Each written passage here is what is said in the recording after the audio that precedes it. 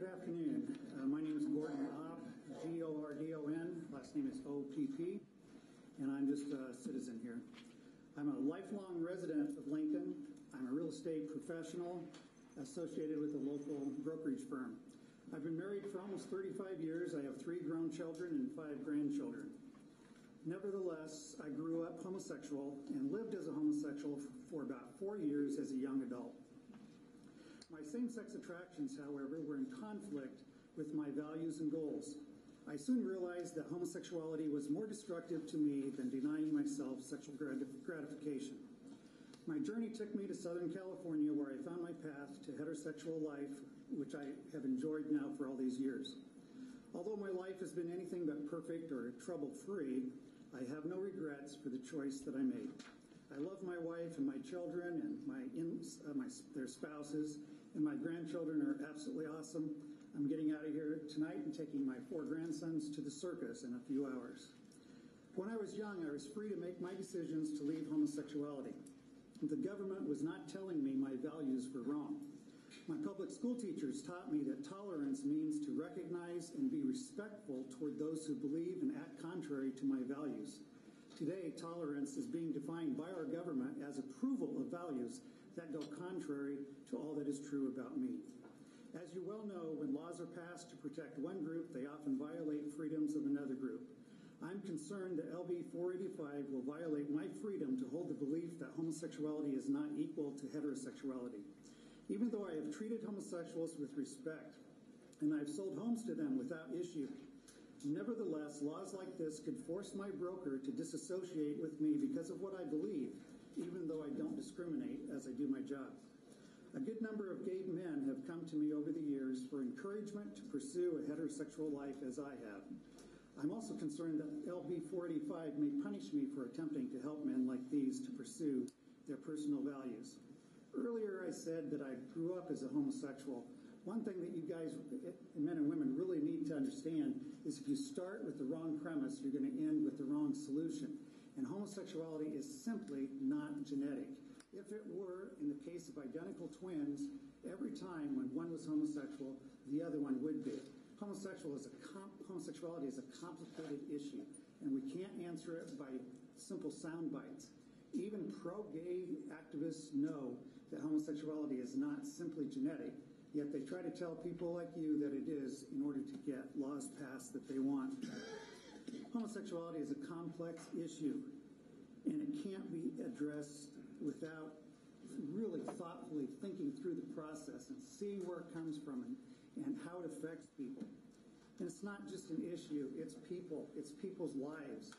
I remember when my life was... I'm going to have to stop because we've come up to the 3 minutes. Oh, I'm sorry. Okay. Yes, Senator Chambers. Are you a geneticist? No, I'm not. You said if there are identical twins, if one were homosexual, the other would be also, if it were a genetic trait. Is that what you said? Do you think... No, we ask the questions. If you don't want to answer, you can just say you'd rather not answer. Okay, could you restate your question then?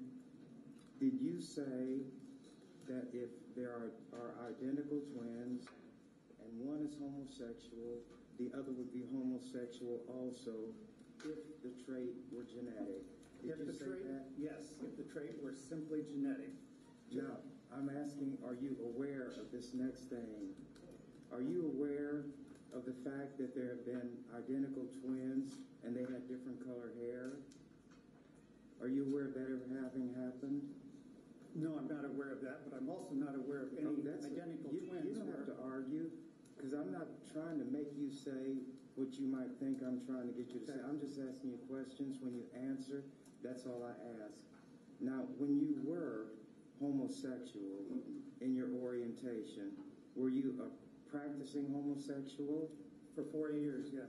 Did you enjoy the sex that you had?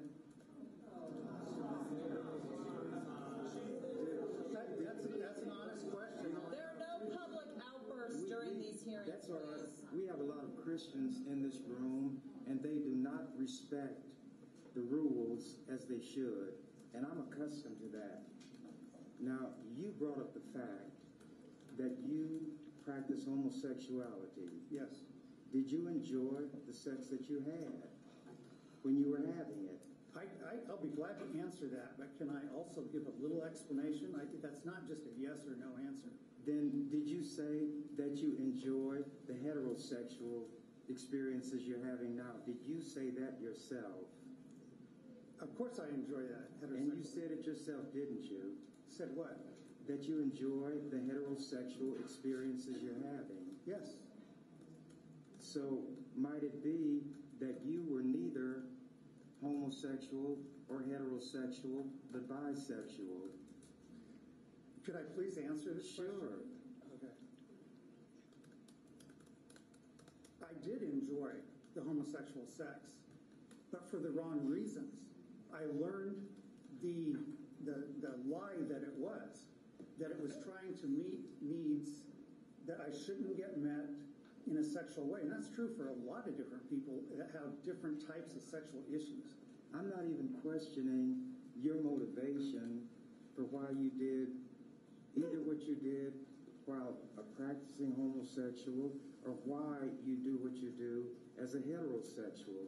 I'm just indicating that when a person enjoys sex with both genders, the person is bisexual. I'm not bisexual. That's all that I have to ask you. Thank you. Thank you. Thanks, Mr. Adams. Next opponent. Let me ask you this.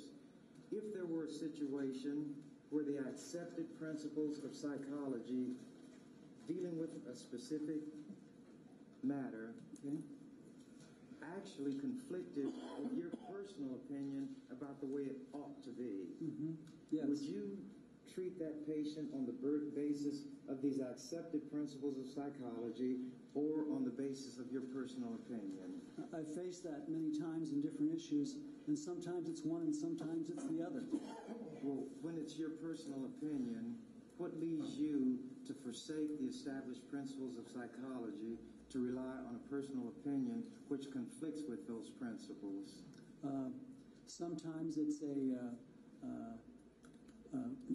valuing minority research. In other words, research studies that might be fewer in number, but I think are better in quality than the research that's been established by psychology. So then it's not strictly your personal opinion. It's not strictly You my just said personal opinion. There can be two valid approaches here, and you chose one rather than the other. That's correct. Well, I'm talking about an opinion that you have, which is clearly an opinion that conflicts, or do you have no opinions that conflict with established principles of psychology? I probably would say I don't have any opinions that would conflict with at least some school within psychology. Psychology is a very, how would I say, it's an amalgam of many different kinds of theories and Let me opinions, ask the question a and different that there aren't way. too many things that somebody doesn't agree with.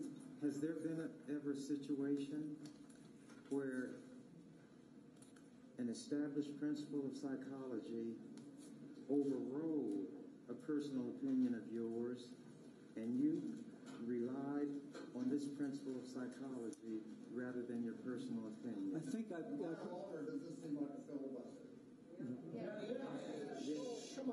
I think whoever does that has an outburst. Mr. Chairman, you ought to have a Let me respond to that. These are Christians. We're going to have the conversation, and that's what we're going to do. So, Okay. And this is the second time now. The next time we have one, we're going to have to clear the room. I'm sorry. So go ahead, Senator.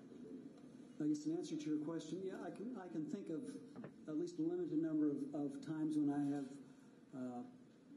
leaned entirely, predominantly on a principle of psychology, even though it maybe intuitively to me didn't seem right, but I knew it was the right thing to do.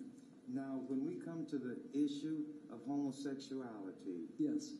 is it your view, either as a psychologist or personally, that homosexuality is an acquired or voluntary orientation? I'm sorry, I have to give a little bit more complex answer. I think it's the research has shown clearly that at this point it's not genetically based. The Human Genome Project showed that. So I suppose you could say, if it's not genetic, some might say it's acquired, but the research is much more complex than that because and it's not unequivocally clear from our research exactly what causes it. The only really honest answer is we don't really know. So there is research that indicates it may be genetic. Well, the Human Genome, I'll tell you the short answer to that. The Human Genome Project, completed in 2001, has the complete genetic map. And the Human Genome Project concluded that there was no gene for homosexuality, period. Who conducted that particular work? It was by Dr. Francis Collins, and was the leader of it. And I think he's from Harvard, and a group of other scientists. It's a widely known, revered scientific study that actually created the map of the human genome. Does mainstream psychology view homosexuality as a sickness or an aberration? Mainstream psychology does not view homosexuality as a sickness or aberration. Do you? I would not say a sickness. Maybe an aberration would probably be close to being fair.